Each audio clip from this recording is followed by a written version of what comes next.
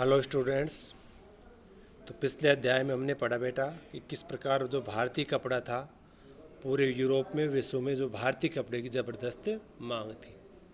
आज हम पढ़ेंगे कि भारतीय कपड़े का जो है जो पहले पूरे विश्व में जो भारतीय कपड़े की मांग थी उसका पतन कैसे हुआ, जो भारतीय जो कारीगर हैं जो बुनकर हैं उनका पतन कैसे हुआ, किस प्रकार से जो है भारतीय कपड़ा जो है विश्व के बाज़ार में पिछड़ गया।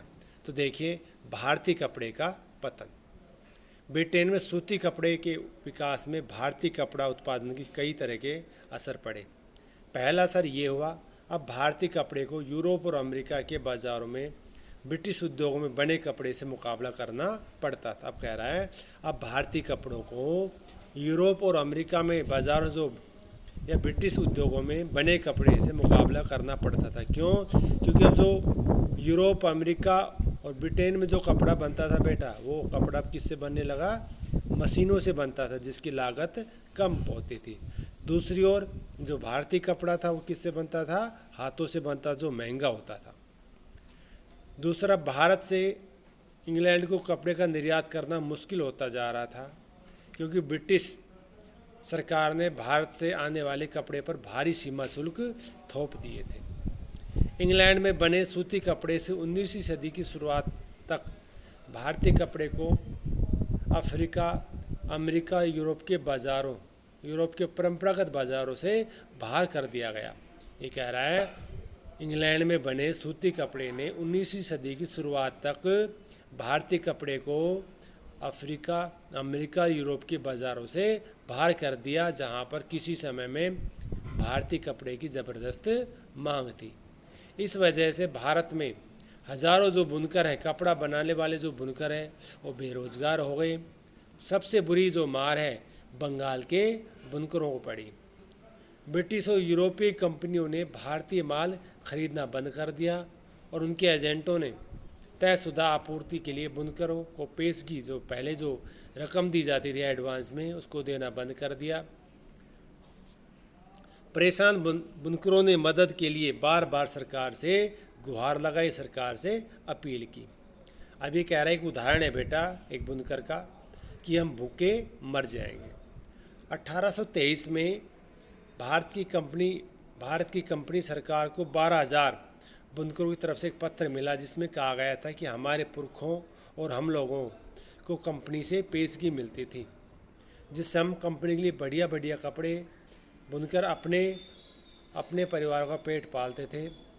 हमारी बदनसीबी है कि हमारे ओरांग, अभी कह रहा है कि हमारी बदनसीबी है कि हमारे ओरांग, बेटा जो ओरांग होता है उसे कहते हैं जो गोदाम होते हैं जहाँ माल को रखा जाता है, स्टोर किया जाता है, उसे कहते हैं ओरांग ख़त्म कर दिए गए हैं, जिसकी वजह से हमारे लोगों और हमारे परिवार के पास आजीविका के साधन नहीं बचे हैं।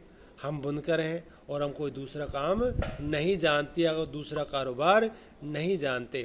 अगर बोर्ड ऑफ ट्रेड यानी व्यापार जो बोर्ड है हम पर कृपा नहीं करता और हमें कपड़ों के बनाने का ऑर्डर नहीं देता तो हम भूखे मर जाएंगे। ये एक मजदूर की व्यथा है जो है सरकार को कही गई है। 12,000 बुनकरों ने सरकार को ये जो है खत लिखा था। अब अगला उदाहरण देखिए। ये कह रहा है कृपया इसे अपने अखबार में प्रकाशित करें। 1828 में विधवा कताई कामगार ने समाचार दर्पण, एक बंगाली जो अखबार था, अखबार के नाम भेजे गए पत्र में अपनी दुर्दशा का, अपनी बुरी दशा का वर्णन या बयान इस तरह दिया था। सेवा में संपादक समाचार महोदय, मैं कताई कारीगर हूँ, भारी कष्ट के साथ मैं पत्र लिख रही हूँ, कृपया इसे अपने पत्र में प्रकाशित करें, अर्थात अपने अखबार में इस पत्र को प्रकाशित करें। जब मेरी उम्र 22 साल की थी तो मेरे पति का देहांत हो गया था। मेरी 3 बेटियां थी। जब मेरे पति का देहांत हुआ तो हमारे पास कुछ भी नहीं बचा था। उनके श्राद्ध के लिए मुझे गहने बेचने पड़े। जब हम भूखा मरने की हालत में पहुंच गए तो भगवान ने मुझे जिंदा रहने का एक रास्ता दिखाया। मैं तकली और चरखे से सूत काटने लगी। बुनकर हमारे घर आते 3 तोले प्रति रुपये की दर से हमारे सूत खरीद जाते। बुनकरों से मुझे जितनी पेशगी चाहिए थी वो मुझे मिल जाती थी। इस तरह हम खाने पीने और कपड़ों के बारे में निश्चित रहने लगे। कुछ सालों में मैंने 28 रुपये इकट्ठा कर लिए थे। यानी बेटा उस समय 28 रुपये बहुत होते थे, कई हज़ार रुपये होता, 28,000 के बराबर होते थे। इस पैसे से मैंने अपनी एक बेटी का विवाह किया। इस तरह मेरी तीनों बेटी अपने अपने घर चली गई। अर्थात तो उस औरत का कहना था कि मेरा काम बढ़िया चल रहा था। अब 3 साल हम दोनों औरतें, मेरी सास और मैं, दाने दाने को तरस रहे हैं। ये कह रही है अब 3 साल से मैं यानी और मेरी जो सास है, दोनों औरतें दाने दाने को तरस रहे हैं। अब सूत खरीदने वाले बुनकर हमारे पास नहीं आते। अगर मैं बाज़ार में सूत भेजती हूँ तो जो पहले के मुकाबले 1/4 दाम भी नहीं मिलते हैं। यानी हमारा जो सूत है अब उसकी जो मांग है बहुत ही कम हो गई। समझ नहीं आ रहा ये सब कैसे हो गया।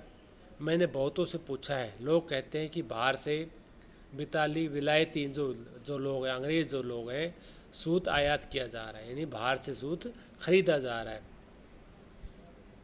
बुनकर वहीं से सूत खरीद कर कपड़ा बनाते हैं। लोग इस सूत का कपड़ा 2 महीने भी नहीं पहन पाते और ये गलकर तार तार हो जाता है। कष्टों से फंसी एक कताई कामगार की आपा बीती। अभी इसमें देखो भाई, इसमें लेख में बताया कि जो महिला है उसे कितनी समस्या का सामना करना पड़ रहा है। उसका जो सूत है वो बिक नहीं पा रहा है। क्यों नहीं बिक पा रहा है? अब जो सूत है वो कहाँ से आता है बेटा? इंग्लैंड से आता है। इसलिए जो व्यापारी हैं, जो लोग हैं, भारतीय सूत को न खरीद कर बाहर से जो विलायत से जो सूत आ रहा है उसको खरीद कर कपड़ा तैयार कर रहे हैं। अब आगे देखिए, लेकिन असली दुर्दिन तो अभी आने वाले। दुर्दिन माने बुरे दिन आने वाले थे।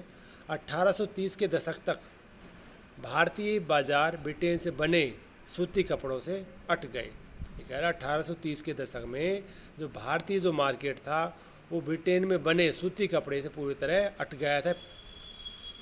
दरअसल 1880 के दशक तक यही स्थिति हो गई थी कि भारत के जितने लोग सूती कपड़ा पहनते थे उसमें 2/3 किसका होता था बेटा? ब्रिटेन का बना होता था, क्योंकि वो कपड़ा सस्ता होता था और मशीनों से बनता था। उससे न केवल बुनकरों बल्कि सूत काटने वालों की भी हालत ख़राब हो गई। जो लाखों ग्रामीण महिलाएं सूत काटकर अपना आजीवन चलाती थी, अर्थात अपना जीवन चलाती थी, वे लोग अब बेरोजगार हो गए थे। लेकिन भारत में हथकरघा से होने वाली बुनाई पूरी तरह ख़त्म नहीं हुई थी। इसकी वजह यह थी कि कुछ कपड़ों की कुछ किस्में मशीनें नहीं बना सकती थी, कह रहा है। लेकिन फिर भी भारत में जो हथकरघा जो लोग थे वह पूरी तरह बेरोजगार नहीं हुए थे। क्यों? क्योंकि अब भी कुछ ऐसे कपड़े थे जिनकी ऐसी किस्में थी जो कपड़े मशीनें नहीं बना सकती थी, हाथों से बनता था। बड़ा जटिल और मन भावन किनारे वाली साड़ी या परंपरागत बुनाई वाली कपड़े मशीनों पर कैसे बन सकते थे? इन कपड़ों को न केवल रईसों की बल्कि मध्यम वर्ग के में भी काफ़ी मांग थी और न ही ब्रिटेन के कपड़ा मिलों में बेहद मोटा कपड़ा बनता था जिससे भारतीय गरीब का जो लोग पहनते थे। आपने पश्चिम भारत में स्थित सोलापुर, दक्षिण भारत में स्थित मदुरा का नाम ज़रूर सुना होगा। मदुरई है जो तमिलनाडु में बेटा। सोलापुर पश्चिम भारत में, गुजरात में है सोलापुर। यह शहर 19वीं सदी के आखिर में बुनकर के नए महत्वपूर्ण केंद्र बनकर सामने आए। बाद में राष्ट्रीय आंदोलन के दौरान पूरे देश में अंग्रेज़ों के खिलाफ आंदोलन हुआ। महात्मा गांधी ने लोगों से आह्वान किया, अर्थात उनसे कहा कि आयातित कपड़े का बहिष्कार करें। आयातित कपड़ा बेटा होता है यानी जो कपड़ा बाहर से मंगाया जाता था। आयातित कपड़ा जो चीज़ें बाहर से मंगाई जाती वो कहलाता है आयातित कपड़ा। तो महात्मा गांधी ने कहा कि जो कपड़ा बाहर से आता है उसका बहिष्कार करें और हाथ से कते सूत और हाथों से बने कपड़े ही पहने। इस तरह खादी राष्ट्रवाद का जो प्रतीक बन गई।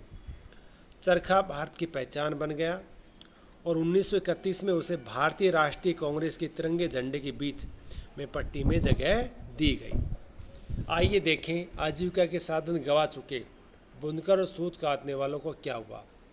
उनमें बहुत सारे जो सूत काटने वाले जो बुनकर हैं खेतीहर मजदूर बन गए थे, अर्थात उनकी हालत बहुत ख़राब हो गई थी।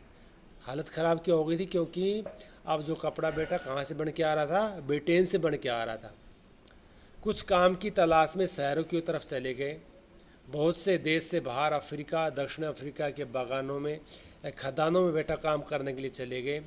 इनमें से कुछ हथकरघा बुनकरों को मुंबई, जिसे अब वर्तमान नाम क्या है, बम्बई या मुंबई, अहमदाबाद, सोलापुर सॉरी बेटा महाराष्ट्र में है ये, नागपुर और कानपुर में खुले नए कपड़ा कारखानों में भी नौकरी मिल गई। अभी कह रहा है अगर जो है भारतीय जो बुनकर हैं, जो कारीगर हैं, वो बहुत ही जो बेरोजगार हो गए। अब इधर उधर काम की तलाश में, कुछ तो मजदूर बन गए, कुछ बाहरी देशों में जो है काम की तलाश में चले गए। आज के लिए बेटा इतना ही, बाकी का जो हम पाठ आपको कल पढ़ाएंगे। धन्यवाद।